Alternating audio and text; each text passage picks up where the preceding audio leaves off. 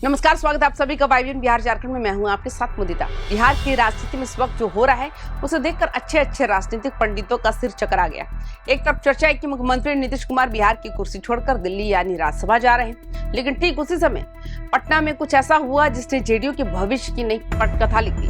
नीतीश कुमार के बेटे निशांत कुमार ने अचानक जेडीयू की सदस्यता ले ली। अब सवाल ये उठता है, क्या नीतीश कुमार अपनी विरासत अपने बेटे को सौंपकर दिल्ली प्रस्थान करने वाले हैं? और अगर वो जा रहे हैं तो फिर 10 मार्च से शुरू होने वाला इस समृद्धि यात्रा का क्या मतलब? क्या ये नीतीश कुमार की विदाई यात्रा है या फिर बेटे के लिए जमीन तैयार करने का एक बड़ा सियासी मास्टर स्ट्रोक?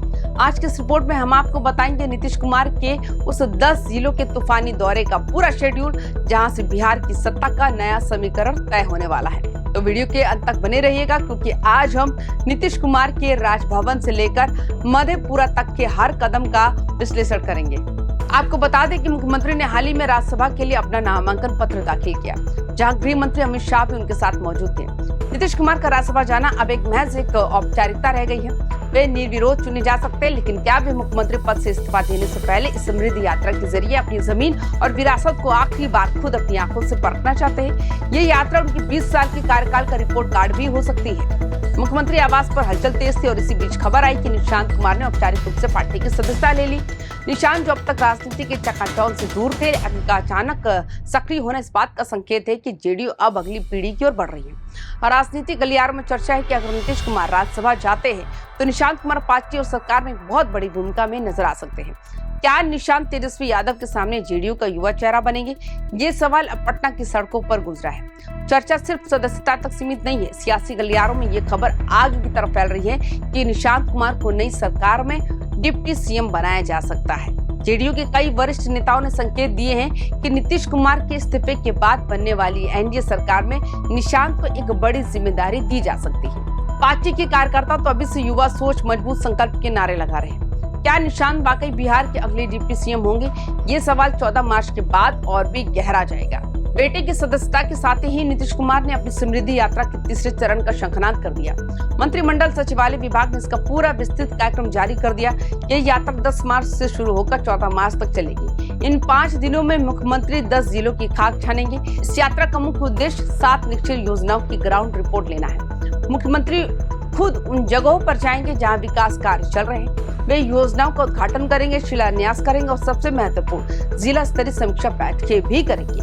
ये नीतीश कुमार का सीधा जनता से जुड़ने का जनसंवाद कार्यक्रम है। चलिए अब आपको बताते हैं मुख्यमंत्री कब किस जिले में होंगे, ताकि आप समझ सके कि इस यात्रा का केंद्र क्या है।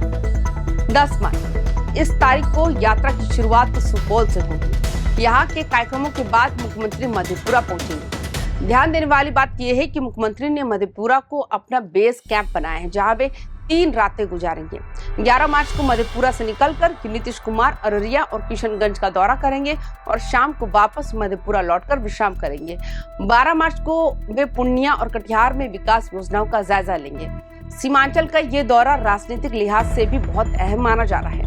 13 मार्च को मुख्यमंत्री सहरसा और खगड़िया का भ्रमण करेंगे। यहाँ भी वे जनसंवाद के जरिए लोगों की समस्याएं सुनेंगे। 14 मार्च को, जो कि समापन का दिन होगा, यात्रा के आखिरी दिन में बेगूसराय और शेखपुरा में रहेंगे। यहाँ के कार्यक्रमों को निपटाने के बाद मुख्यमंत्री देर शाम पटना लौट आएंगे। गौर करने वाली बात यह है कि इस यात्रा का बड़ा हिस्सा सीमांचल और कोसी क्षेत्र, पूर्णिया, कटिहार, अररिया, किशनगंज में है। ये वो इलाका है जो राजनीतिक रूप से बहुत संवेदनशील और निर्णायक माना जाता है। नीतीश कुमार का इन जिलों में 3 रातें गुजारना और मधेपुरा को केंद्र बनाना ये दर्शाता है कि वे अपने आधार वोट बैंक को पूरी तरह सहेज कर ही कोई बड़ा फैसला लेंगे। समृद्धि यात्रा पर निकलने से ठीक पहले नीतीश कुमार ने पटना को एक बड़ा तोहफा भी दिया। उन्होंने बिहार म्यूजियम और पटना संग्रहालय को जोड़ने वाले ऐतिहासिक सुरंग की खुदाई का शुभारंभ किया। TBS यानी कि टनल बोरिंग मशीन का बटन दबाकर उन्होंने इस 542 करोड़ की लागत वाले प्रोजेक्ट की शुरुआत की। इतना ही नहीं, मुख्यमंत्री ने करीब आधा किलोमीटर पैदल चलकर निर्माण कार्य की तैयारियों का जायजा लिया। ये सुरंग न केवल 2 म्यूजियम्स को जोड़ेगी, बल्कि पटना के पर्यटन मानचित्र को भी बदल देगी। नीतीश कुमार ये संदेश देना चाहते हैं कि वे दिल्ली जाएं या पटना में रहें, विकास की रफ्तार रुकनी नहीं चाहिए। ये कोई साधारण सुरंग नहीं है, 1.5 किलोमीटर लंबी ये हेरिटेज टनल जमीन से 15 से 20 मीटर नीचे बनेगी। इसकी दीवारों पर मधुबनी पेंटिंग और बिहार की कलाकृतियां उकेरी जाएंगी, जो इसे एक अंडरग्राउंड आर्ट गैलरी का रूप देगी। पर्यटकों के लिए यहाँ गोल्फ कार की सुविधा भी होगी। नीतीश कुमार ने निर्देश दिया है कि वे इसे विश्व स्तरीय बनाया जाए, ताकि जब वे दिल्ली में हो तब भी दुनिया पटना के इस बेजोड़ अजूबे को देखने आए। निशांत कुमार की एंट्री ने बिहार में विरासत की सियासत को एक नया मोड़ दे दिया है। अब तक लालू प्रसाद यादव के बेटे तेजस्वी यादव अकेले युवा चेहरा थे, लेकिन अब निशांत के मैदान में आने से मुकाबला रोचक हो गया।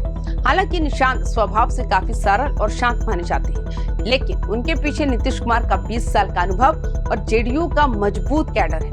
क्या निशांत बिहार की जनता की उम्मीदों पर खरे उतर पाएंगे, ये देखना दिलचस्प होगा।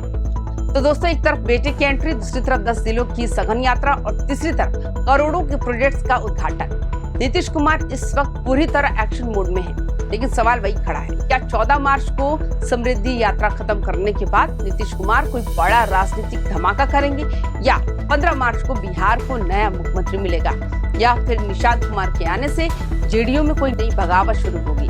आपको क्या लगता है, क्या निशांत कुमार नीतीश कुमार की विरासत को संभाल पाएंगे? क्या समृद्धि यात्रा के बाद नीतीश कुमार सच में राज्यसभा चले जाएंगे?